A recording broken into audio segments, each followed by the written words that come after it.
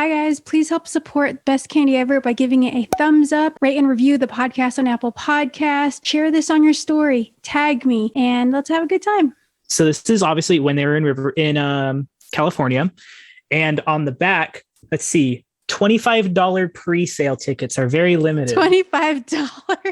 After the first batch moves up to 30, then 35.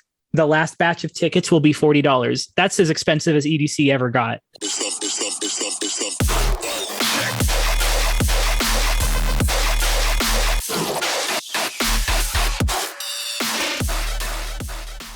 Kandi fam, what is up? Welcome to this super special episode. Today, I have a very special guest on the pod.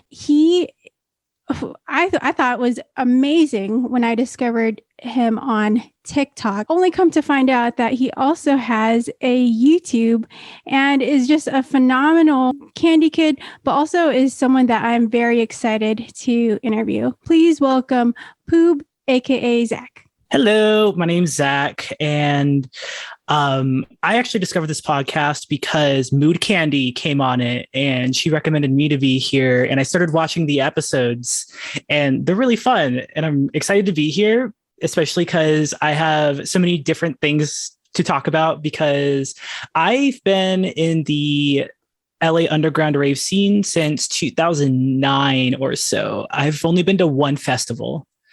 What? Are you serious? Just one?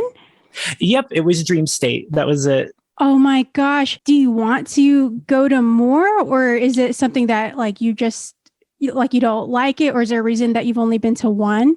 So this kind of follows the history line in between when I first got in 2009. The 2006 era leading into 2009 was the beginning of massives, where they weren't called festivals yet, they were called massives, and they were kind of bunched together with the underground scene. It was kind of looked down upon because it was mostly pop culture that was kind of mixed into it, but the LA underground wasn't quite like that yet. By 2010 to 2014 was when it became like bro step culture, that really kicked in. The super mainstream big room house, the term EDM really came into the picture, and especially when people introduced trap into the rave scene, which isn't inherently bad in itself, but it kind of created a divide between what was mostly candy kid ravers and festival kids, which are more like the dude bros who bought like t-shirts from Spencer's types of things that said like fuck bitches or something weird.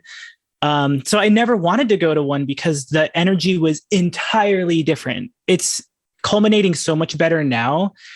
That my very first festival, Dream State, was 2 years ago. That's when I decided oh yeah, that's a good time to start, because underground rave and festival culture is actually starting to align more with its virtues and music variety. I definitely agree with that. And I think that you chose a really good one to attend because it is, trance, and it is I think it's definitely a loving environment for sure. I mean, I think that the majority of them are now, but I think it's really interesting that you say that, because I've had a lot of guests come on the podcast and tell me that they think that Kandi and Kandi kids are dying. How do you feel about that statement? Man, okay, I honestly don't think it's dying, but most people who do have that perspective generally just aren't in that subsect of rave, because when it comes to the LA underground rave, where a lot of the Kandi kids are, we maybe have a Facebook page just to advertise the event, but we drop a phone line to get the address, or it's tell a raver. You got to tell somebody what the address is. Like word of mouth. Yeah, it's thriving like crazy there. And trading is still very big. We're always introducing new people. The only aspect I can think of is people's nicknames aren't as big of a deal, because I remember back in 2009, everybody had like their raver name. It was like my friend Flapjack, I have Rabbit, Dayglow, Fox, and Maple, and all sorts of Terra Bear, all sorts of cute names. But I don't see that part anymore. But the object of candy, I honestly think that not only is it still going, but I feel like it's actually kind of evolving into more things. Absolutely. I 100% agree with that. That's one of the main reasons why I started this podcast to even begin with, because I feel like the spirit of candy definitely lives on. And I think it's something that is just passed down like from generation to generation, despite of people saying that they think it's dying, whatever. But to kind of like rewind a little bit, can you tell us about when you first started going to, I guess, underground, like LA underground events? Yeah. Okay. So my first party was this party called We Love Because We Love You. And the flyer had a little picture of Caillou, but he had like a bunch of candy on and he had like cartoon? little clips. Yeah, the little kids cartoon Caillou. It was out in the desert on the edge of Edwards Air Force Base. And like literally it was on the fence of it. People parked their cars against the barbed wire fencing to the Air Force Base out in Lancaster. And I had always been into, back in like 2006 or so, I was always into like all the internet rave music, like nightcore and random miscredited songs with little dancing pictures of like Gurr from Invader Zim on them. And when I was 14 at the time, this is actually a part I should probably explain too. And I wanted to go, and my stepdad was actually like, yeah, sure. Because around that exact time, I learned that my stepdad was actually a 1998 to 2001 Kandi Rave person. Shut up. Yeah, he's have you ever seen that EDC 2000 movie that's going on? It's like EDC from the year 2000. Not the one on Netflix, not the documentary. No, it's literally a VHS tape that Insomniac produced in the year 2000 for EDC 2000, and it like walks you through the original EDC back when it was out in the far north desert of California. Did you see SoCal. VHS? Yeah, I actually have it. Hold on. Here it is. My dad is in this tape. Holy Electric shit. Daisy Carnival. This is like a trip down memory lane. This is like a little time capsule in your hands. Holy crap. Yeah, I have tons of stuff. I even have a giant box next to me. That's if I could have possibly pull it out, where I actually have like hundreds and hundreds of flyers dating from 1997 to 2000 to like now, but like a huge array. But this is where my dad started at. And he's like in this tape for like a quick second. You can see him walking by. And so when I got into like just rave music in general, I didn't know he did all this. I just found it because I was on the internet at such a young age. And when I saw that event, Because We Love You in 2009, I asked if I could go, but I was like weary about it, but he was like, yeah, let's go. And next thing you know, we were out in the desert with a bunch of cool happy hardcore DJs like To Be Happy, Lost Boy, Super K, which if anybody from the LA scene comes in, they should know who they are. But it was a mind-blowing experience. It was the most raw. I'm sorry, what year was this? 2009. 2009. Wow. Yeah, this was such an interesting time because it was also kind of a mixture of the Scene Kid era also coming in. So you had a huge wave of kids that probably wouldn't have otherwise gotten into the rave scene. But Scene Kid culture kind of cultivated that with like Surreal having remixes with like the Millionaires and the Medic Droid and Jay Bigga and Blood on the Dance Floor. Blood on the Dance Floor is the only one that I recognize. Yeah. It's those were like all just mad Scene Kid electronic music bands. And so there was such a weird array of people coming together at that party. And that was my first one. And it pretty much impacted me from there on forward. And then my dad discovered that since my dad figured out that I liked that, he started taking me to even more parties. So from the ages 14 to like 17, I was pretty much just going with my dad to all these parties. Holy shit, that's nuts. So did he teach you how to trade and plur? He actually wasn't super that, because honestly, the plur and trading thing, well, plur was a thing, but trading, especially with the like peace, love, unity, respect, that didn't come into the picture until about 2010, I would believe. People didn't, it might have existed a little bit prior, but I definitely never really had that experience until later down the line. But he did have candy. He had like this, like a little organizer box full of beads. And I was just playing with them as a little kid, but he was like, yeah, that was my candy box. Little did you know. Yeah, it hit me by total surprise. I'm at this point, I've kind of surpassed where he is, and now I'm teaching him things and what's going on now and everything. Yeah, I'm sure that so many things have changed, like back from his day. Even you, I mean, I've been raving since 2011, so it's been a while back. But when I was getting into it, like you mentioned, that's when like bro step was really big. It blew up. Like I feel like that's when Las Vegas became an EDM city, to be honest. Oh yeah. Oh yeah. After the tragic things that had happened with the LA EDC and it moving to Vegas, I think it was a better move for EDC to move to Vegas because there's a lot more space to grow there, as opposed to trying to fit into the arenas that are available here, because they're all like, every arena is like crammed into a city, so there's not a lot of space for it. Besides Dream State, that was the only one. Like you've never gone to any of the EDCs like there in California?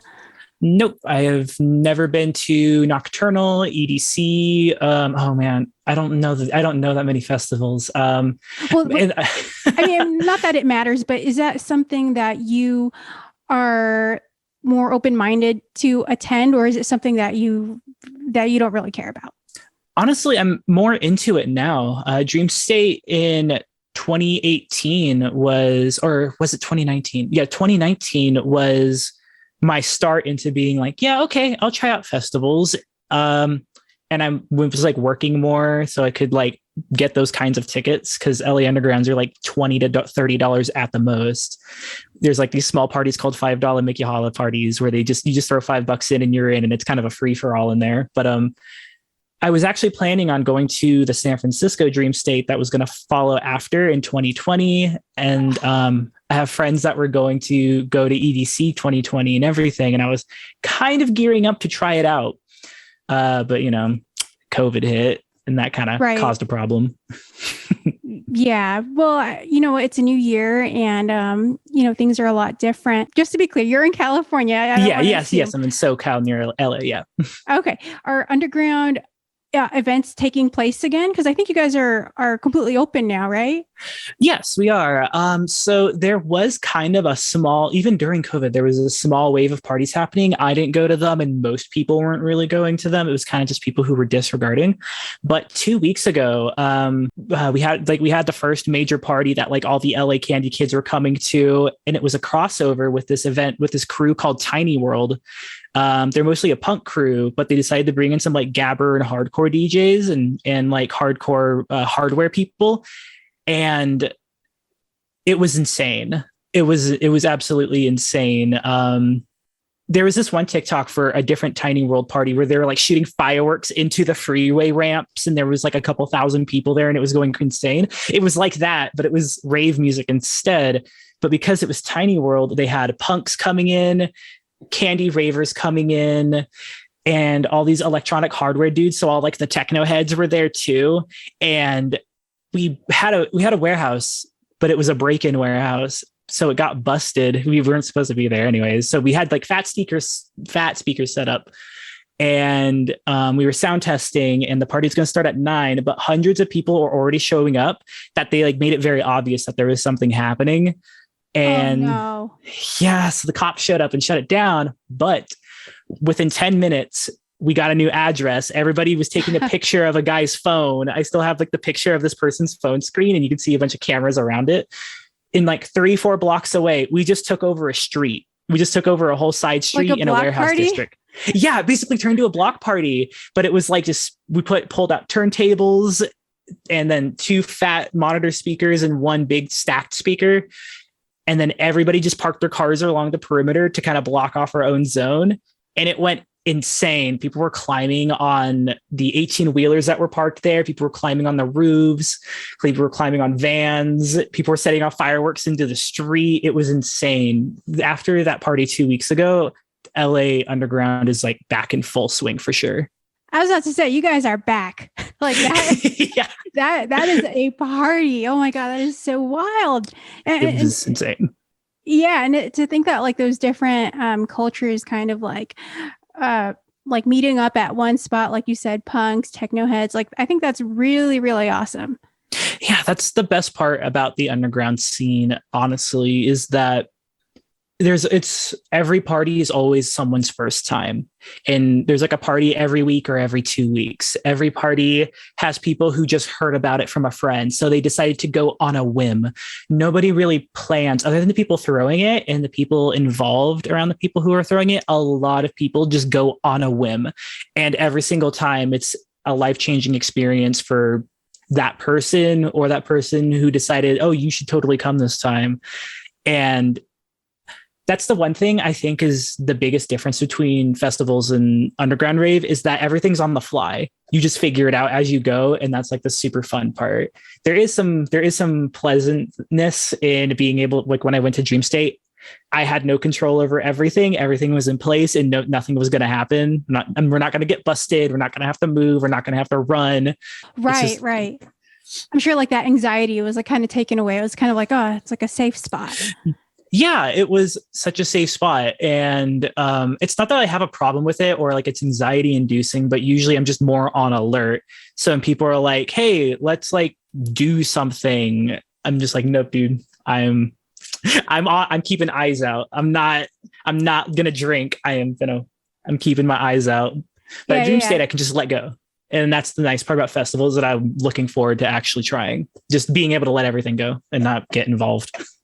Absolutely. And, I think that's one of the biggest reasons why people attend them is like having that safe place to escape, whether it be like a 3-day utopia or like even one day, like a 1-day event. It's something that is going to keep on happening for those same exact reasons. So I did want to talk to you a little bit because when I was talking to B, B had mentioned that there was this explosion or not explosion, but that basically that she had this following of scene candy kids. And when we were talking about it, I was like, what? Like scene kids are back? What do you mean? Because I remember when it was like a thing, like MySpace days.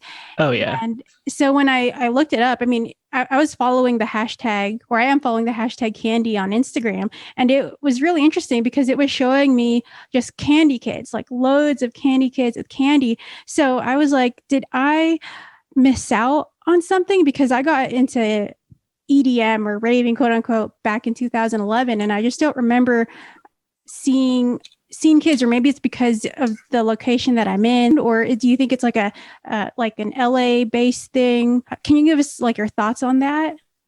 So the biggest thing is that LA is just ridiculously massive. It is just uncontrollably huge compared to literally anywhere else. LA proper is like 6 times larger than like Seattle and like Vegas, just LA proper, let alone LA County. But even when I was in the early 2010s, there was a lot of scene kids, and then it definitely died out along with just the whole scene kid trend as a whole. But then that's what I thought. Yeah, right. And then TikTok did it for some reason in 2019, like right at the end of 2019 into early pandemic. Whatever happened there, people started downloading like all these phone apps that were of old games like IMVU, and they started digging through like old photo bucket dumps and Pinterest. Oh my God, Pinterest. And next thing you know, all of these kids are repeating history, basically. They didn't have a chance to see it. So people who were seen moved on, but then people who are like, oh, I would never do that. That's so embarrassing. That's so cringy. Those people are long gone. So there's nothing stopping people from doing something that they would want to do again. There's not really that much pressure, especially when you're doing school at home. You're not going out that much. Parents are working, but you're still home at school. Like there's not many people limiting you. And I've noticed that over the pandemic on my posts, I'll be getting people with usernames like XX Rar Kitten XX or Elf Bunny Princess period, like crazy names like that. And I'm like, whoa, this is coming back again. I think it's so cool because either way, even if there is like kind of a set aesthetic, there's still so much room for abstract creativity in the scene kid world. Because when I was doing the scene kid thing, my hair was like down to here. I had like the peacock spikes in the back, had the raccoon tails. It was like the ultimate abstract expression. So I think it's just giving people that opportunity again without judgment, since there was like a gap for people to leave them alone. Yeah, absolutely. And my best friend and I were talking about it. Like seeing scene kids, we think is really refreshing, because when we grew up, it was like, it was very cliquey in high school. Like you had the skaters, you had the preppy kids, and you had like the kids like us that listened to metal and dressed in all black, or, you know, like it was just so interesting because you could kind of tell what music people listened to from the way that they dressed. And not that any of that matters now, obviously, but it was just kind of nice to see, like being able to identify, for example, oh, this person listens to this, because you can't necessarily identify like a person that listens to EDM unless it's so blatantly obvious, or they wear like, you know, like Kandi or whatever. But I just thought it was really awesome, because I was like, I didn't know these two things would even go hand in hand. And it's beautiful. I love it. It's so fun and creative. And seeing kids in turn, outside of the hyperpop wave, they're also breathing new life into happy hardcore, because happy hardcore has always been like the most ridiculously cartoony stuff. And that's my section of the rave scene, is like the most ridiculous Kandi wearing a ton of necklaces. Like pipe cleaners, little colorful pipe cleaners. I'll like spiral them and put them on my head and get little antennas, or like little pom-poms. I'll put them in my hair. And since my hair is blue, I'll be like, I'm a truffula tree from Dr. Seuss. It's like those kinds of kids that do happy hardcore. And a lot of people kind of got more darker aesthetics and more streamlined aesthetics that really enabled the techno scene, which you might have seen like is really getting big on TikTok. Mm-hmm. But the scene kids are bringing all sorts of new life back into it. And they're posting songs that I'm like, I've only heard this song at a party on a record, and I guess somebody posted it on YouTube at some point. So I'm glad that is now on the TikTok circulation, and then, you know, duets and reactions, the music spreading like crazy. Yeah, that's the other thing too. It's like when you look at a scene kid, when I look at a scene kid, I'm thinking like Atreyu, like all these like old school bands, but then I hear like all this happy hardcore, and it's just like such a great surprise. And I don't know, I just love that. Like back in my day, it said it was like drug free, like hardcore, like, you know, all the X's and all that. Yeah. But, it's great. Yeah. And now it's just, it almost stands for like the opposite. And, you know, whenever I would see a scene kid, I would think, oh, this person listens to something really hard or really sad. But it's the complete opposite with happy hardcore. And yeah, it's like not the edge anymore. It's all about the fun. Yeah, it's all about the fun. And I think that's something that I really, really love, because I feel like it's this growing community, or it's this community that's being kind of like shown into light. I guess that community was always there. Yeah. And I think also them coming more alive on TikTok and then in the underground scene, as opposed to closer to the festival scene, is that the DIY ethic of seeing kids trying to make their fun clothes, as well as ravers making their own clothes, they mad goes hand in hand. Because like pretty much everything at a rave, at like underground raves, is just done with people sitting in their backyard making their props, people just pulling records in their bedroom, and just scouting locations with a friend, just looking around, hoping it works out. And somebody just having to be like, okay, how do I figure out how to use Google Voice to make an info line? And somebody asking a friend to do the flyer. It's all like just DIY creativity, and especially with the clothing. And that invites scene kids a lot. Is like this shirt, it looks like the Tide logo. Yeah. But it's actually this crew called Fresh Jive. So like this is just like a bootleg off of the Tide thing, but it's Fresh Jive. And like the raving crew that I'm a part of, it's called Raving X. We throw parties. Oh, okay. I was going to ask you, what's a raving crew? But you just said it. Oh, yeah. Yeah. So rave crews. So think of like how people are like Insomniac or Q Dance or something, but there's tons of them. There's like Raving Reploids, 303 fam. Let's see who else. There's Noise R Us. Let's see. Then there's ours, Raving X. There's there's Hot Rod. There's like so many crews that have come in and out at this. Project Fantasy also. Wild Card. They're all just these small crews. And are these all based out of like LA area or just like a nationwide? Okay. Yeah, most of these are LA. 303 family has a Colorado, a California, and a Texas. I don't say division like it's official, but like the crew just kind of carries weight into those areas on throwing parties, and they throw their brand on it. But yeah, that's kind of how LA parties work. Is you have your party crew, and then you guys kind of scout and try to make these things happen. And our crew, Raving X, we try to do more than just throw a party. It's all about the artistic expression, and we're funneling that into the people who come to our parties, and it's getting more bigger like that. I think I have some of our flyers in this box here, but we also make clothes, and we get like elaborate clothes. It's not just like a print on a t-shirt. Like we're doing hand sewing tags, rubber tags on them, lenticular designs with fuzzy flocking on them. I can grab a shirt really quick. Okay. This is like kind of just pulling into like how scene kids and just people on TikTok are getting more into the underground scenes, because we all just make everything ourselves. So like this is our Raving X main shirt. We call it Pretendo. Oh, it's like the 64.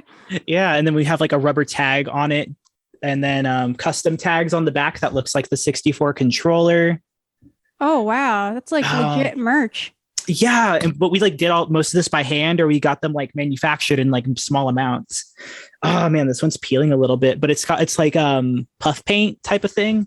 Raving X logo. We have arrows going down the sleeves. Oh wow, and these are really they're like really what's the word? Not retro, but I feel like the designs they're dope. Like the goal is to like really bring back that retro energy. Again, rubber tags. And then this one was like the weirdest one to make. Have you ever seen that scene from the Samurai Jack cartoon, the rave scene from Samurai Jack at all? No, I never watched Samurai Jack. Well, they have a rave scene in it from like the original series, and it's this. And it's lenticular, so they dance. Oh, I like that. And then the blue edging is like fuzzy. It's just stuff like that the underground rave scene is very particular for, is just the insane DIY ethic that everybody kind of puts into it. You know what? And I can totally see that, because I remember like in high school, scene kids this is before skinny jeans were even made available. Basically, scene kids were, sewing up their own skinny pants, their own skinny jeans, like shirts and all that stuff for DIY. Even for me, like making, like getting band tees and like cutting them up and patching them onto bags, or DIYing that kind of stuff. Like I feel like that has definitely trickled down for sure. But also I think people appreciate that type of art and creativity more. I don't think it's as flashy, or you don't have to have the best stuff. I don't think it's like that. Yeah, the artistic integrity is kind of what makes things more lasting. There's this event called Operation that started in like 1991 that went all the way to like the early 2000s, but they always made these, and they always made it like the Operation game, that little guy that where you can pull the bones out and stuff. Yeah, that was their logo. But every event they would make crazy shirts and make crazy flyers for it, that it's still in the underground scene still very legendary today, with all like the cool things that they would make out of those. And I think when people just talk about things like EDC, everything, not in a bad way, but it's manufactured, it's everybody's experience, and it's like every single year, it's not, I don't want to say the same thing, but it's going to be huge no matter what. It's not a one-time deal. Like we could be selling a shirt, or this one party has these designs and props that you're never going to see again because it was made for just that one party. Or they're inviting this DJ that like is never in this area, but they're flying him out, and then they're here, and it's just like the most unique singular experience you're ever going to have for years. And so everything that comes out of the underground scene is just everlasting constantly. Right. And I think there is a lot of truth to what you said, absolutely, because there are some people that I know that will be like, I'm not going to EDC this year. I'm going to travel or do something else because EDC will always be there. And, Mhm. there is definitely some truth to that. And I think with smaller events, or not even small, but events that are more underground for sure, I think they hold a little bit more weight in terms of being sentimental because you don't really know what to expect. Yeah, like let's see, there is I can recall so many very emotionally personal events, and like one that always stuck with me was this one called Techno State. And I have a shirt for that too. It's like the PlayStation logo, but it's bootlegged. It's really cool. But it was like a tour of like Dutch hardcore DJs. So they flew them in from the Netherlands. Oh, wow. But it got weirder and weirder as we were there. Next thing you know, LA and San Diego club kids that don't ever go to like Gabba raves, they're usually in like a literal club. Wait, what's a Gabba rave? Like Gabba is like Dutch hardcore, like the Oh, stuff. is that what they call them? I Yeah, didn't it's know. yeah, like the really hardcore, like 180 BPM music. That's like called gabber. It's like the Dutch phrase "have." It's like, which is the word for that kind of music. So we just call it gabber here because it's with a Gabber.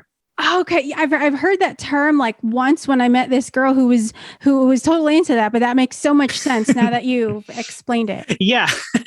And so these club kids, they are usually just like literally in the clubs, and they take after the late 80s, early 90s club kids as well. Some of them are still around, like Rocky Raccoon. He was in New York with Michael Allig and everything, and he was there for all that. But now he's in LA and he comes to our raves with his club kid crew.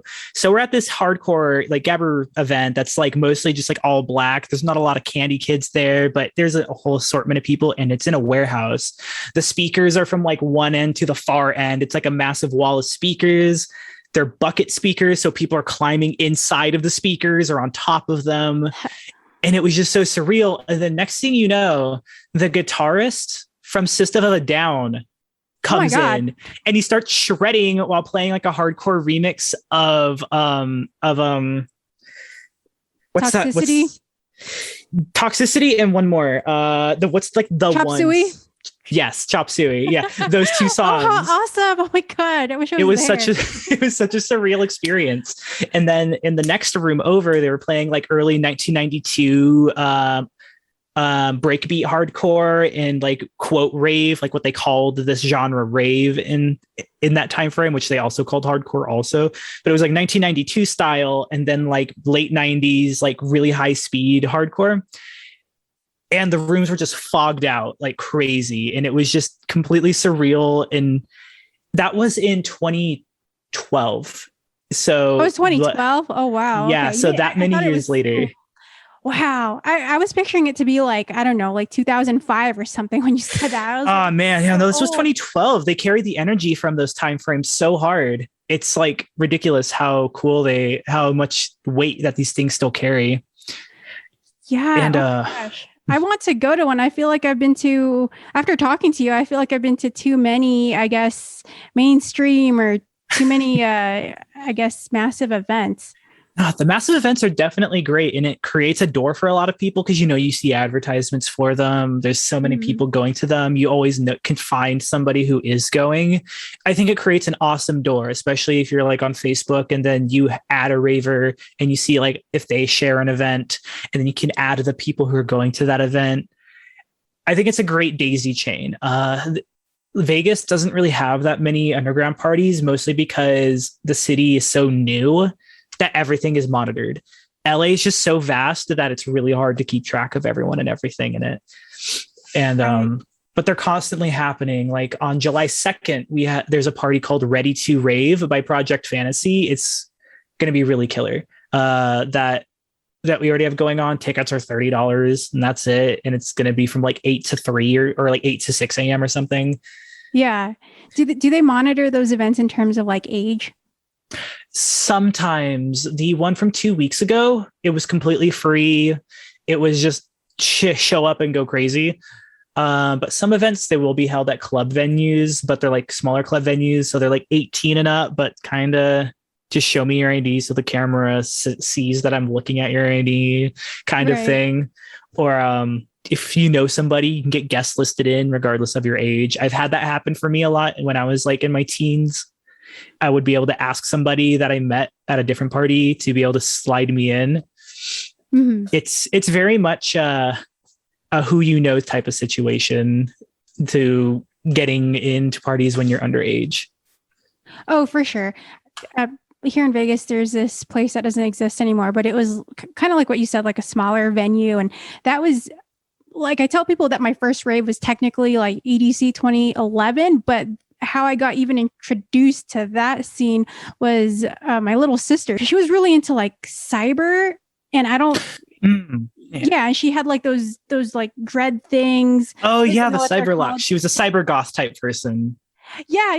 And she was like really into that. And I remember going with her to this little one, and I just thought, oh, this is really nice. Like everyone's really nice. Everyone's really fun. And it was different from, all the metal that I listened to. And, it's very dark. It's not the most optimistic genre. So like leaving that little mini baby rave, I guess, was just a completely different feeling. And that's when I coined, it was so dumb, but my rave name that day was Violet, and because I love the color purple, and I still love it. And anyways, it's so good to hear that these events are still happening, because I thought that they were over. I was like, oh, that one that I went to was the first and last one I'm ever going to go to. Nah, they're never gonna stop. Even with the Tiny World event like 2 weeks ago, it's with the pandemic, I don't know how, but it's like everybody who was underage miraculously was able to drive or became 18. So I was like spreading that party like crazy, posting on my Instagram story. Anybody who I even remotely talked to that was like interested, like, oh yeah, I want to go. I immediately was like spamming them updates. Like, okay, cool. Here's the new flyer. Here's when the address drops. Here's the phone number in advance, and all sorts of stuff like that. It's not going to stop, because all of us keep rapidly spreading it. Even if it's like not in the public eye, it's just creating that community is just ever growing. And you just ask one time, and then you're kind of just pulled into it from there on. Oh, I love that. So I know that you roll with that crew, that certain crew. What was the name of the crew again? Oh, Raving X. Do all of you guys, I guess, kind of like spread word of the event, or is that like solely your job or task? Oh, it's so basically for the party, we all just kind of pick up. So for example, our last party was called Burst. It was a bubble themed party, and it was really cute. We found a warehouse in downtown. It's called Vertex, and it's 2 floors, and we basically mapped it out together, and then we kind of just worked on things as we could here and there. Like I was mostly doing some promo for it. I was then doing a setup for the party, and then I was helping run the door, and then I was helping because we had vendors too, so I was helping coordinate the vendors and stuff, and moving them around to getting them situated. But then our main guy, Flapjack, he was mainly the one that spearheaded majority of it. He found our location. He was telling us where to put things.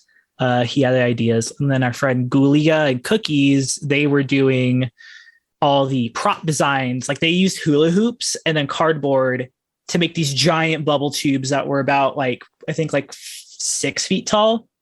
Oh, it's huge. And then they used pool noodles and like bent them in like with 2 circles and then put one in the middle for like a bubble stick. And so they shoved those in there. And then they used see-through balloons and like tied them all together to make them look like bubbles were flowing out of them. Oh, how creative. Yeah, it's like, and then we had our friend Rabbit, and then Cookies moved over to doing the door and then working with security and stuff like that. It's kind of just like an interchangeable effort. And honestly, most of the crews don't exceed like 20 people. It's kind of just like it's just like kind of like friends that decide to throw stuff. Yeah. Oh, wow, that's awesome. So okay, well, I guess a little off topic. I was spying on your YouTube. So do you DJ as well for like these events or your crew? Because I saw that you did a live stream a couple weeks ago, which I Yeah, love. I do. Thank you. I do. I mostly just do opening stuff, just because I kind of am not necessarily the biggest, most technical, well-versed DJ. So I'll just play out like trance and stuff. Like I have a trance mixtape, like a literal cassette being produced right now that's eventually coming out. Wow. But I usually just do kind of that stuff, but it's mostly just a hobby because I'm more into the design and the advertising and the social aspect of it. But I do DJ here and there. Oh, nice. Okay. In terms of, like you said, design, is there something else that you're like working on for your crew, or is it more for yourself, for Zach Poob? Man, not necessarily at the moment. I have one project kind of going right now that's kind of basically going to be a forever lasting project. And it's so a lot of late 90s and early 2000s rave was mostly spearheaded by people who were just throwing ideas out. So those things came and went, but there's little artifacts that they existed. But otherwise, if you try to ask somebody, they'll just say, I don't know, or I know the person, but like I've never seen them on Facebook or Twitter. And so a lot of things are kind of lost to the archives of just people's knowledge and could otherwise die out. And a lot of that is obscured rave fashion. There's clothing that people made for like 1 or 2 years. They churned out a bunch of cool designs of like wide pants, really cool t-shirts, and just things of that nature. So I've been putting all of my energy right now into archiving that stuff. So like example, this Fresh Jive shirt, you could have only picked this up at an event like 30 years ago. They were just made a couple of times. They weren't mass produced by any means. Mm. And then the pants that I'm wearing right now is this New York event called Orazi. And it was this play on the word. It was like the girl that was running it was a 17-year-old girl named Aura. And she had this New York designer named Bo Baker backing her because she was in the rave scene and she had all these cool rave clothing designs. But the website, the brand started in like 99 and it fell out by like 2002 at most. Like the website was up and they were selling dead stock up until 2008, but otherwise up from 1999 to 2002, they churned out like almost 100 designs, but they were either sold in a Bloomingdale's in New York City, like 2 different boutiques in the UK, and then early Hot Topic had some designs in, but otherwise that clothing and those designs are completely lost to time.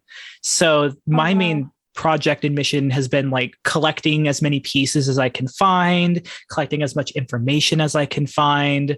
And that's been my huge effort right now. Let's see. I've never used it. You almost sound like someone like on a documentary trying to piece all these little things of this puzzle.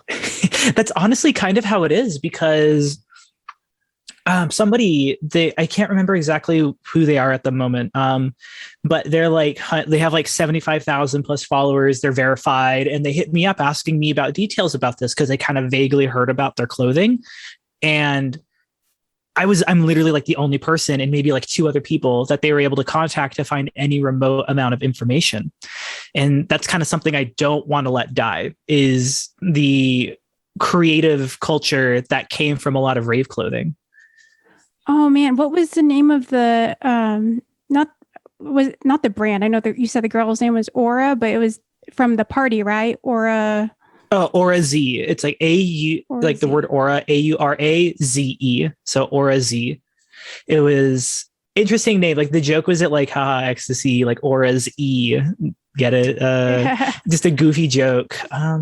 Screen share. If anyone's listening who knows any info, please reach out to Zach. Please oh my God, please. Literally, it's been such an abstract adventure, especially like trying to contact people from the New York rave scene or Toronto's rave scene. Toronto's rave scene in East Canada has been like super chaotic because most of them just don't ever hit people up or they're not really on Facebook or anything. And it's ridiculous. Is screen sharing possible? Share screen. Yes, I can. Because I have like a whole slideshow of like just some of the clothing that I've been able to archive. Can you see my desktop now? Yes, I can. Perfect. Okay, awesome. I'll do this then. Okay, so examples are like this. I had to like go onto the Internet Archive to dig these up, and digging through random website assets and seeing what I could get to load or not. Yeah. So like abstract zebra pants, these overalls, I have these. I have these in both denim and khaki, little Raver overalls. Oh my gosh. I'm getting like flashbacks to like trip pants. I know it's not the same thing, yeah. But this is totally what I'm getting right now. Oh yeah, that's absolutely the type of vibe. I want these so bad. I love this little Zap line right here. They're so good, but I have not been able to hunt them down for years. Have you found anything like at a thrift store or like a Goodwill or Salvation Army? Like I feel like maybe I have found a couple. So I used to work at a thrift store. I've found like I found Janko pants. I've found kickwear pants. I've found Matt Gear pants. And there's so many brands that just came and went super fast. This skirt, actually, my friend Sarah, I found it online and I immediately sent it to her because she's like a skirt wearing person. This skirt, after so many years of me having these pictures, this one finally popped up online and she was able to get it. Otherwise, I've never seen it before. So it took about, like 8-9 years to get them. Oh, that's nuts. Absolute missions. I love these. Yeah, those are dope. This panel skirt's the next mission. Love this panel skirt. Yeah, that one's really cute. Let's see. This skirt, it's so good. I want these ones too because I love this circular pocket right here. Yeah. Also, this is just such a cute picture. I love this so much. Adorable picture. I got these pants. These little things right here. They blink. They're little flashy things that you can. So like it comes with a belt too that also blinks. It's really cool. And then the pit stop overalls. I recently got these also. Oh, nice. And were you getting all of these through eBay or how are you finding them? So sometimes they pop up on eBay or they pop up on Poshmark or Depop or something, but usually I end up just meeting people and I'm always like, my door's always open if you ever have these. If I see that they have one thing, I'll be like, if you ever want to sell or if you have any other stuff you'd be willing to share and let go, not just of Aura Z, but any other rave brands, because there's so many out there that are subject to time that eventually people will contact me and be like, hey, I have these things. And then immediately I get them. And I think I have the biggest collection that anybody can have of them. I have about like 20 or 30. I have like 30 pairs of them now. So it's like, yeah, my rave pants collection, like my big rave pants collection overall is probably at like 80 plus pairs now. It's taken over an overwhelming majority of my closet. Like these star ones I got. God, I want the zebra pants really bad. I hope you find those. Oh my gosh. Me too. Okay, hello. So yeah, that's like kind of the types of things that I have been hunting down, and I still have like dozens and like up to 100 more images of just pieces of clothing that have been documented, but nobody seems to even have anymore. And so that's basically been my life project right now, is just trying to do as much as I possibly can to preserve as much rave history as I can. Yeah, no, I'll definitely spread the word. So Kandi fam, if you guys have any articles of clothing like that or don't want or know someone, send them our way for sure. Let's help Zach please. Out. Yeah. Hell yeah. Do you watch there's a show called Hamilton's Pharmacopoeia? I haven't. Oh, okay. Well, basically it's like this awesome like chemist who tries to find like the history and origin story of like certain drugs and trying to piece everything together, and almost plays like a detective because sometimes there's just no resources or there's no one who knows anything of this drug, or there might be, but he has to like go through all these obstacles to find that. Whoa, And that's cool. I'm like, that's you, but like with rave, with like older rave fashion. Yeah, that's like literally me. Is I'm just constantly finding the daisy chain. Like somebody sent me a screenshot of like a catalog from this company called Univibe. They were from the Midwest, but they sold rave clothes, records, accessories, and they advertised parties. But they had like a tiny section for Orazi pants, and I was like, gimme. And that immediately sent me down a daisy chain of hunting down old websites and finding more and more from there. So every little clue immediately sets off another trail. Oh, I'm sure. Yeah, I'll definitely spread the word. If I get any info, I will send it your way. Oh, that would be so great. Another thing too that I was really curious about, I saw that your latest video where you were dancing, and I don't want to like say the improper term for that dancing, but I've seen it before and I love it. What is that called? And can you tell us about it? Okay, so it is a dance style called para para. They're para para, but para para is like in the Japanese tone. It's a Japanese club dance style that originated from club culture from in the early mid 90s of like a Italian disco that then later evolved into like Eurobeat, or songs like Gas Gas Gas and Running in the 90s. Those songs were popular in clubs in the early late 90s, well, the mid to late 90s by at that point. And it's a dance style that's, people compare it to like line dancing, where there's fixed choreography. You kind of stand in place most of the time, and you kind of step side to side, and then it's mostly arm movements. And yes, I've tried to do it, and my boyfriend makes fun of me, but it's like, yeah, but obviously not as bad as mine. Yeah, it's such an interesting movement too. Again, it's something that I've been passively trying to archive because it's a Japanese subculture that's not necessarily dying. It's still very much alive, but not nowhere to the degree that it was before, where it was like a nationwide sensation for a while. Now it's kind of like the dedicated diehards that, and occasionally, it's like affixed to 90s Japanese pop culture. So occasionally people on TV will be like, haha, the 90s, this is so tacky, we're dancing para para, haha. But it's a lot of fun because people will either do it to like Euro trance and Euro dance. Do you remember that video that went viral? It was of like a whole bunch of like white kids, and they were all doing it together in like these little pods. And I was like, this is great. And it was like all over Facebook. I have not seen that. That sounds interesting. They were dressed in all black in those, parachute pants. And it looked like they all listened to metal, to be honest. Oh, yeah. They were listening to like happy hardcore. It was great. Whoa, that's cool. Yeah, it's such a very particular thing. And I post about it a lot on TikTok because it's very rooted into since it's rooted into 90s Japanese culture, it's very nostalgic for a lot of people.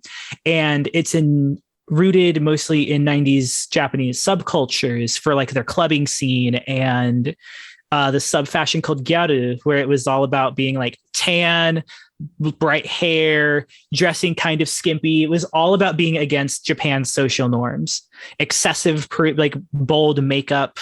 And it was kind of a part of that was like, here's this loud, high speed, bouncy music that is not typical in pop culture. And it took off from there. So I have like magazines from that era. Grab it really quick. So like this subculture, like Japanese gyaru subculture, this is Egg magazine, and I have a ton of these. And it was very close tied to like rave and club culture in Japan. It was all about like being tan, being sexy, being different. It was all about being as bright as you could, stuff like that. Oh, wow. And I didn't know this was a thing. Holy shit. Yeah, it was like such a huge turn in Asian pop culture at the time. So like on the back, they have a trance rave party. So in trance rave music. So it's like, that's awesome. Yeah. Trance music, Eurobeat, techno. It was like such a huge wave over there. And that was kind of like a dance style that formed over it. And it turned into like such a diehard thing that there's like tapes and DVDs and official routines that everybody would learn. But then different clubs would have their own specialty routines, and it became a whole movement in itself. And it's one of my absolute favorite things to introduce people to and show people with all the nuanced words and all the unique things about it. Yeah, I love it. I didn't know that existed. I wonder if that's where like flash dancing came from. It kind of has that energy. It's Yeah. because all you put on the song and most people would just know the routine, and literally the movements are like stepping left and right and using your arms, so it's really easy to get into. So people would use it all the time to just do something by surprise. I love it. Oh my gosh. I hope that comes back or becomes a thing here. This is totally random thing. I just remembered I had this on my desk because of that person that contacted me saying like, hey, can you find me more information on the Orazi brand? I bought a pair of pants a while back that was brand new, like dead stock. And this is like one of their tags. And it's like, email us at our address or give us a phone call. Like that's the only way to contact them was like email us. And their website was like only a year old. It was like they made a website way later. Like websites were the last thought of that time frame. So it's weird seeing into that capsule. Yeah, holy shit. Yeah, it's definitely like a flashback in time.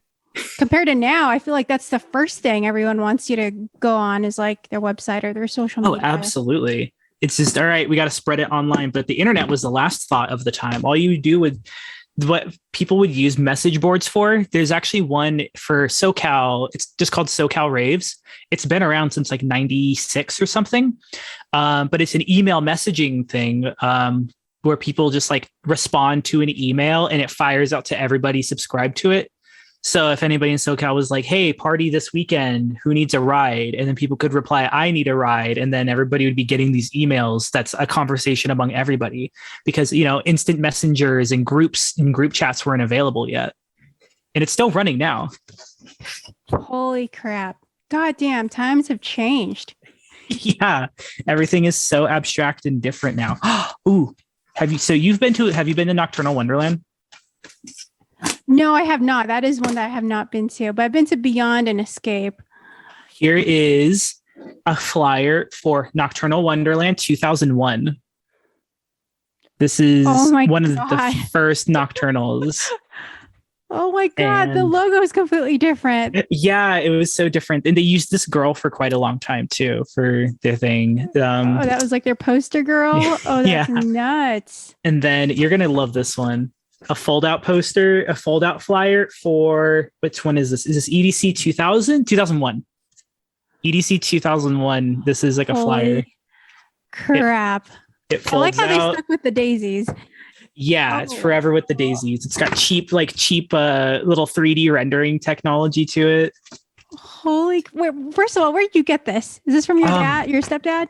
I have just so many friends who are like, I hoarded flyers, so they give them to me, or I ask people if they have flyers and they give them to me. Yeah. I kind of just, because I've always been like, I am the collector. I'm always trying to preserve and share these things because they're like, oh, it's rotting in storage for me, so you can just have them. And I like show these to people all the time when I can. No, that's great. It's history. It's so unique too because this is obviously when they were in California. And on the back, let's see, $25 pre-sale tickets are very limited. $25. After the first batch moves up to $30, then $35. The last batch of tickets will be $40. That's as expensive as EDC ever got. $40. Oh my God. Tickets involves carnival rides and parking already. You don't have to pay for anything. $40 is your full ride. And so now it's like times 10 times that. Yeah, people paying hundreds. That's why mostly I didn't go, is because they were so expensive.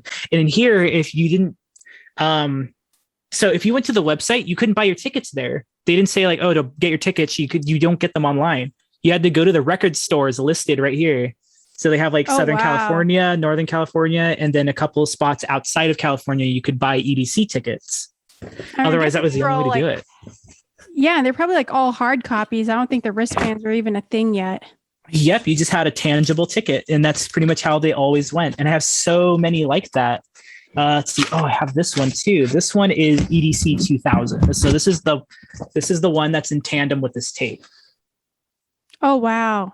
And again, it's all like just let's see. Yep, and then this one This one only went to $35. It got $5 more expensive in 2001. $5. Holy crap. Just seeing like the flyer makes me laugh because it's like our like editing and like softwares have gotten so much better. Yeah, they're so crazy and elaborate now, but the way that people made flyers was just like off the bat constantly. They just made a bunch of crazy stuff. Like here's this one. This one is this is at Nocturnal Wonderland 1999. And this one's a book. And it's like a full book of everything. Gosh. It shows you like a map of let's see, where's the map? Each page is like dedicated to a different stage. The Funkadelic Lounge, Alice's house. Oh my gosh. The Labyrinth. You know what? This makes so much sense seeing that magazine, because now when they send out the tickets, they come with the majority of them, or at least EDC tickets, they come with a pamphlet that's really close to that. Oh. It has like a map. It has a description of each stage, what kind of music they play, kind of showcasing the festival itself. So that makes sense. I think that's where it came from. They carried that energy. They even have I've never seen this outside of this one, but they like have a map of the fairgrounds that they're on. I guess this one's at a water park. Yeah. Okay. Wow. 1999 was held at a water park. Oh my God. That is nuts. They have so many unique little things.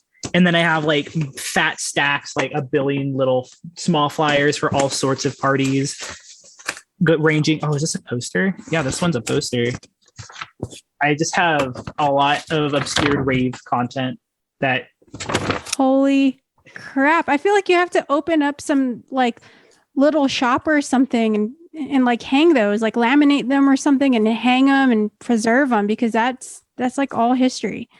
Yeah, and what's awesome is that I'll pull these out and I'll show them to people and they'll be like, whoa, I remember that party. And then they tell me things that I would have never heard of otherwise. Like if they didn't tell me that. Oh, hey, when did this magazine come out? Oh, hey. Oh God. Okay. So yeah, somebody gave me this. This is back. I think this is from Countdown recently. I think this is 2019, but it's like the Insomniac newspaper and whatever. Oh yeah, I remember that. Yeah, this is that was like so the whole thing. Yeah, I have like everything from all sorts of eras, or like I went to a hardcore party in the Netherlands. It was when I used to live in Japan, and that's how I got into like the par club dancing. Oh wow, I didn't know that. I lived there for 2 years, and I was involved in the rave scene there too, because I knew a lot of people there already. Oh my God, how cool. And then I know some people in the Netherlands too. And this event called Thunderdome, if anybody listens to like Gabber music, they know what Thunderdome is. This is like the mecca of Gabber music. But the event ended in 2012, but then on 2017, while I was in Japan, they're like, we're going to do one more for the 25-year anniversary. And I was like, bet. And so I did it. And I flew to the Netherlands and I actually went to that party, and it was only one day, but it started at like 8 p.m. and it went to 8 a.m. the next day, but it was on daylight savings time. So it jumped back an hour. So it was a 13-hour party. Holy crap. It's called Thunderdome. That's awesome. Thunderdome. If you look up Thunderdome, like after movie, you're going to see some crazy stuff. People are like rattling on cages and stuff. It's like off the chain. Oh, there's more EDC flyers from like 2000. Just really goofy designs. Oh my God. This Nocturnal Wonderland, 1997. Nocturnal Wonderland, 1997. Holy shit. That's so crazy. It looks so trippy too, the way they did it. Yeah.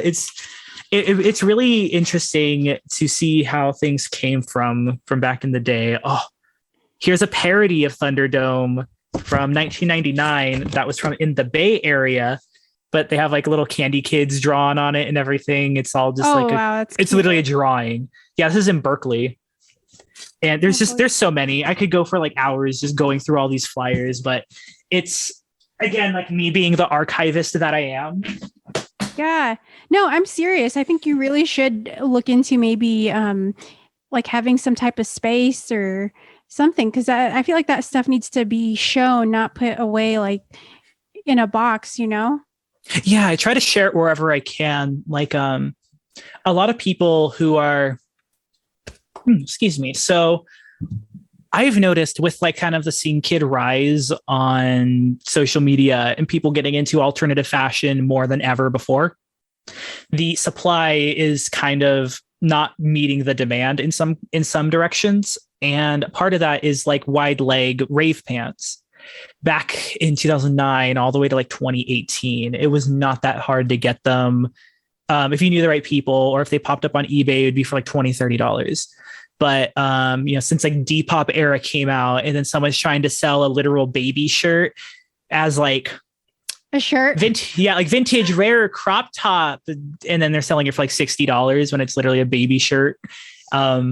That kind of thing set in. Now, whenever people come across rave clothes, like pants that I have and I've sold them and I bought them again in a different size, like in the future, I like never paid more than like $50 for a pair of whatever. Now people are finding literally any janky pair of slightly wide leg pants, and they're like, oh, I know that brand. And then they sell them for like $200. Right. And kind of monetize. Yeah. And so because of that, people start hiding their information to like everything now, because they're like, Depop kids are gonna ruin it, or like weird like a trend chaser kids are gonna ruin it.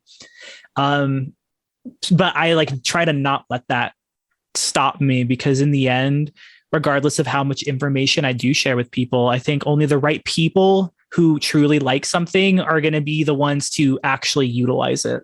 So it becomes, I want it to be less of a secret and not gate kept, but also right. I don't want to put it, but like if somebody asks, I will tell, but I'm not going to put it on blast on a public platform. But people will, but there are people who get asked and they still won't tell people. And that is not my thing. I love getting younger people involved. I love sharing as much as I can just to get people right into the excitement of it. Yeah, and I think that's how it should be. I don't think it should be like a kept hush hush for my eyes and ears only type of thing. I think it's meant to be loved and shared, and yeah, keep doing what you're doing, because I think that's really important, and that's how you preserve history. Yeah, and rave is just, it's just so abstract. Like if you look at the West Coast scene was pretty much the only Kandi kid scene up until like 2009. West Coast was like, it was, the flag for the West Coast was like extra wide fat pants, massive Kandi, happy hardcore, and gabber. And then the East Coast was known for breakbeat and bass music and caffeine pants and b-boying and liquid what dancing. What are caffeine pants? Sorry. Oh, okay. I'm sorry. Yeah. So there's all sorts of different. So actually, I can just show you really quick. So what I'm wearing are like really wide leg fat pants. They're like 60-inch. They're like 60-inch bottoms. So like, look at these. They're huge. Oh wow! Yeah. Yeah. Oh my gosh. And that is a pinnacle of like the West Coast scene. That's where most of the production for massive wide leg pants, because I have a ton of them, that's where they mostly catered to. But then there's this brand called Caffeine, and that brand Caffeine was a record label, promotion service, and they made clothing. But Caffeine was like kind of baggy pants. They had some really cool architectural design, like this is like reflective piping, and they had like cool embroidery on them, but they weren't that wide, and you could always cinch them at your ankle, but they were pretty wide, but they cinched. Okay. And they're usually synthetic. So these were the pants that were very common on the East Coast. And so people would be breakdancing, doing liquid dancing, a lot of like glow stick flow. That's what my sister do. Yeah. Yeah, that was a very iconic. I mean, obviously people did whatever they wanted, but it was a very iconic aspect of the East Coast scene, while the West Coast was very iconic for like massive Kandi and crazy stuff. And then like the Canadian scene was like kind of in between, but they also had a lot of, their trance scene was like bigger than no other. And then the New York scene was, it was still very club. So it was a lot of there was a lot of like clubhouse music, a lot of drag was involved. And it was still like Party Monster. Yes. Yeah. That was based in New York. And so, yeah, that energy carried for a long time. And so all these regional differences in rave is like one of my favorite things. And oh man, I'm trying to remember exactly why I got on that tangent about it. You were talking about how like that was like each like LA's like the West Coast flag or their oh yeah, everything had like their own iconic thing staple about them. And that's that's also a bridge that I like to try to bring together, because otherwise people wouldn't really know about those things. So when when I was at Dream State, a guy from New Jersey showed up there, and he was wearing a caffeine sweater, and I was like, oh, yo, okay, yo.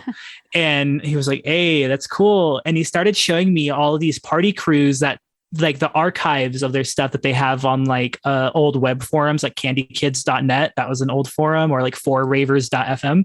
He's like, yeah, there was this crew and this crew, and here are these photos from like the East Coast crew. And I'm like, whoa, no way. But he's like, this is my first time in California. I'm here for just Dreamstakes trance. And I was like, yeah, here's all this information about like the West Coast scene, and he's never heard of it. And it was like this huge crossover of two scenes that like literally never mesh. Yeah, no, that's awesome. Like different forces kind of coming together. Yeah, I think just preserving that whole culture is like one of the most important things. No, absolutely. It's so crazy like hearing you talk about all this, because it kind of it makes me kind of like nostalgic, like kind of like how we were talking about earlier, like different people listening to different music. It's really interesting to see like people within that like umbrella, and there's still like so much diversity within that one like genre. And I don't know, it just blows my mind because people say that, you know, EDM's like all the same, raving's all the same, but it's really not. It genuinely, I believe that rave is one of the most raw types of artistic expression out there. No matter who you meet, they're always going to be a little bit different between it, and their interpretation of it and what means to them is going to be very different. And their favorite genres and styles are going to evoke a different feeling from them.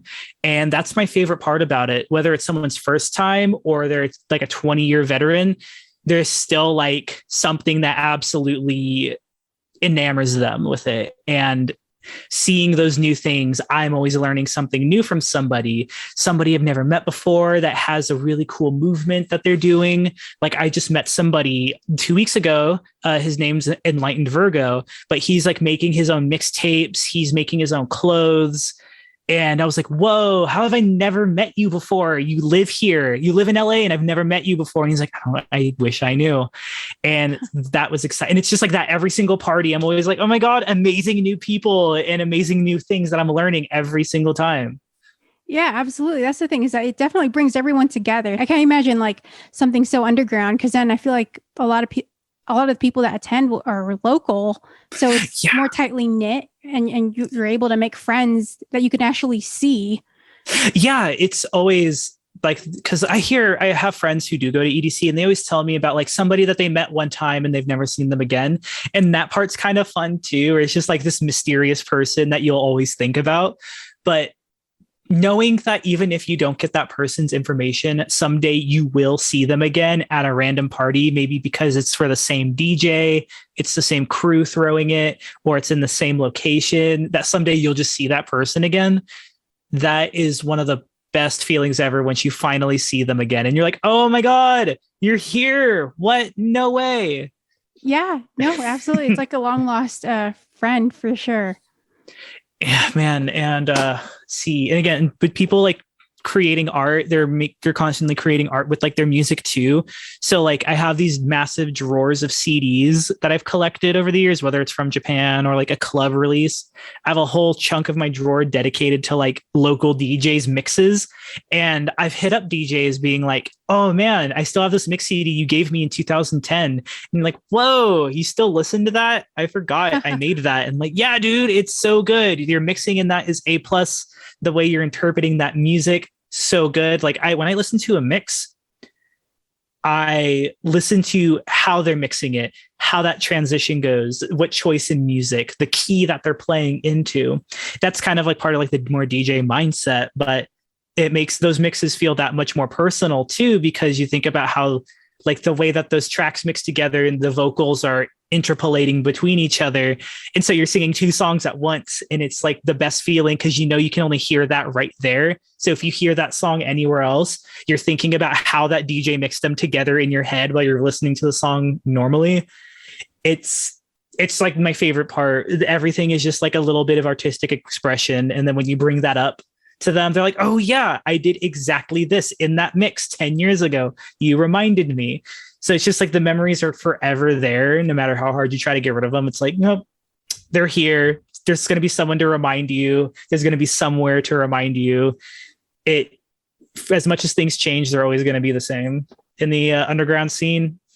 Absolutely. And like pretty much what you just said, like reminds me of Kandi, to be honest. Like that's yeah. how I feel about Kandi. Speaking of, Zach, can you share some of the best candies ever you've received or made? Oh yeah, here, let me okay. So this is my candy bin, my drawer of candy. Oh my God. So it doesn't look like I comparatively have a lot to like some people because I don't do cuffs. I can show you all of the cuffs that I have because the underground scene doesn't really do cuffs. Oh, okay. So like, let's see, 1, 2, 3, 4. Will they all fit on your arm? Yeah, I can fit them all in one arm. See, there's one more in here. I just don't know what it is. So basically, I have 1, 2, 3, 4. I have 6 cuffs total. Oh my gosh! All I have for cuffs, but for LA Underground generally, it's all about the singles, like the single little loops. It's all about having unique beads and trying to build off of those in the most creative way you can.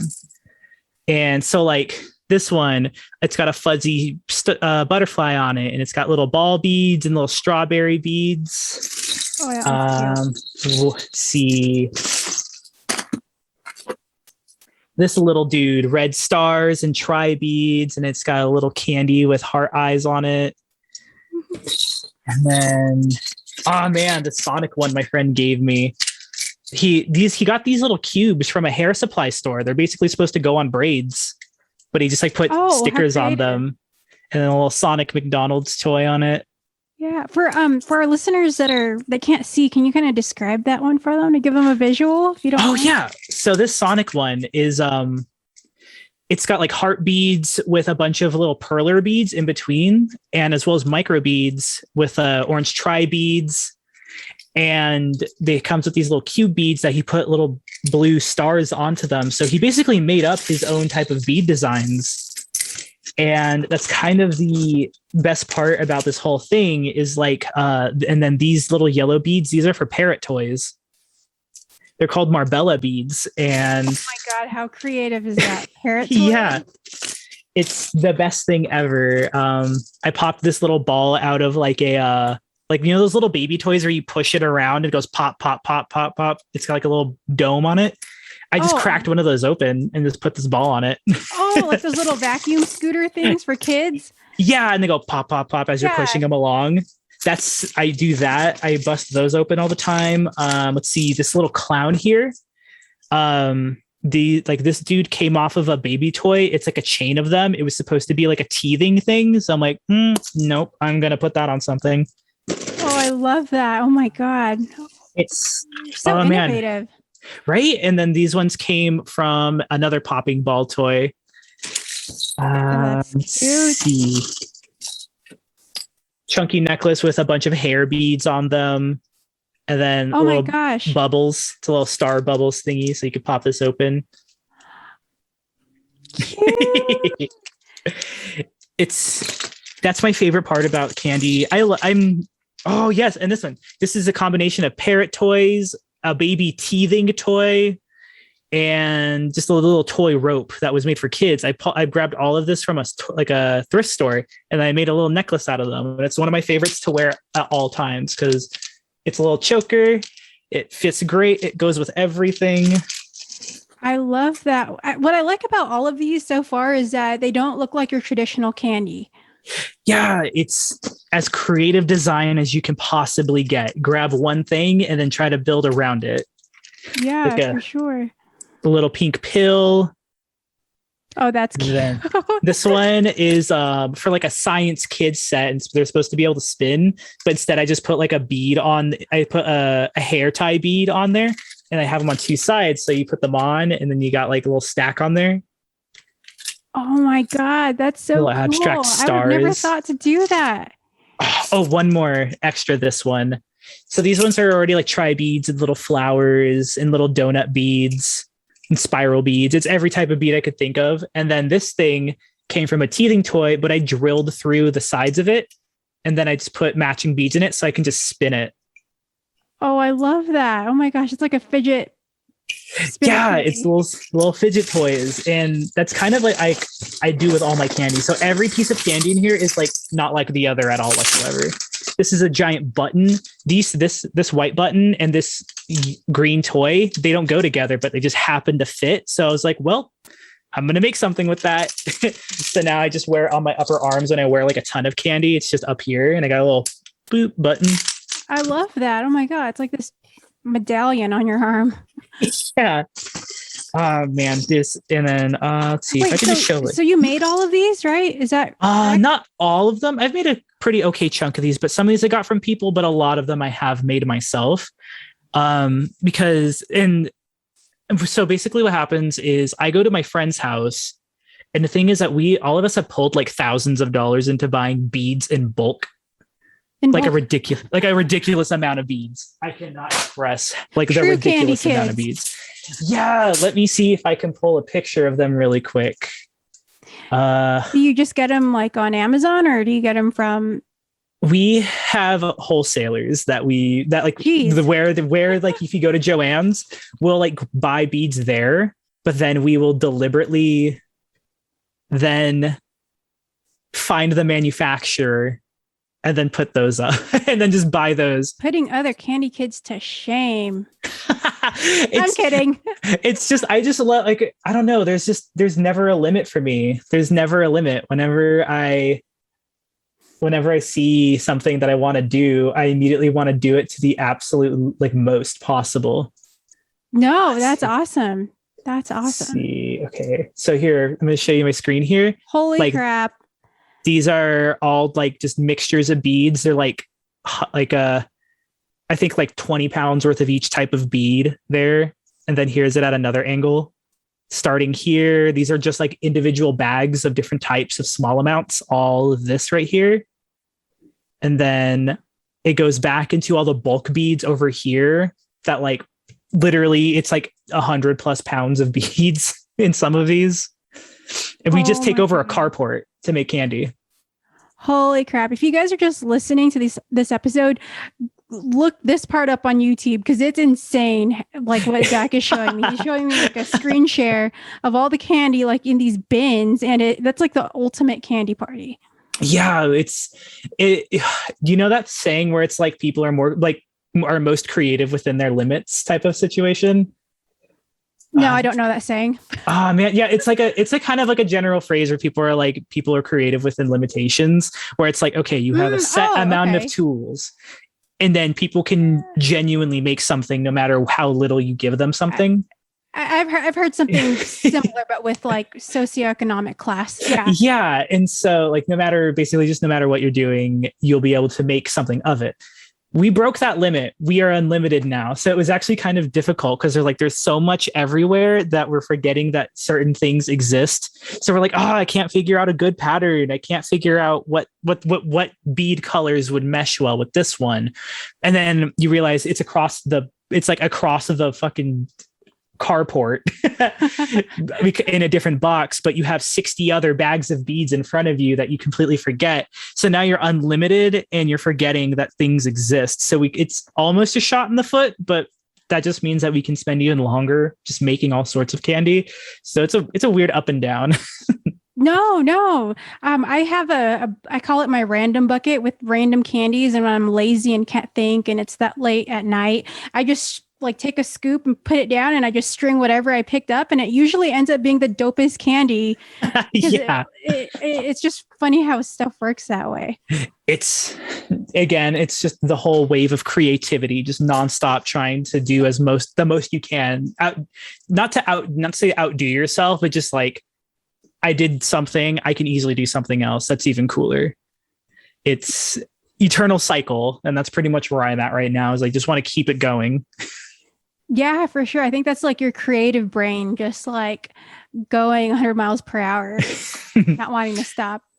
Oh my God, Zach, we're like past an hour, which is completely fine. But I wanted to thank you for sharing all of that and for being a guest on the podcast. This was insane. I feel like I've learned so much stuff, but also revisited a lot of things, from like seeing kids to different types of music to just like the underground, like LA rave scene to like everything. Like this episode has been so great.